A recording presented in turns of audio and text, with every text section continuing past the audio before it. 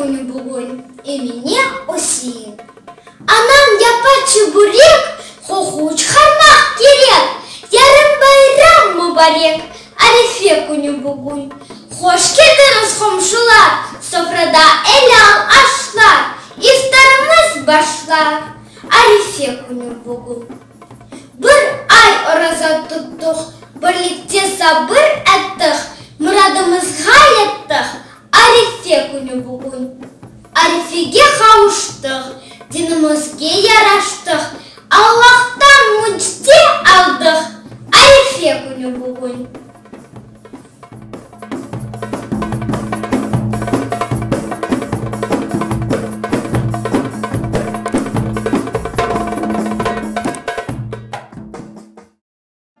Ана тіліне балачықларының sevgi ашламақ.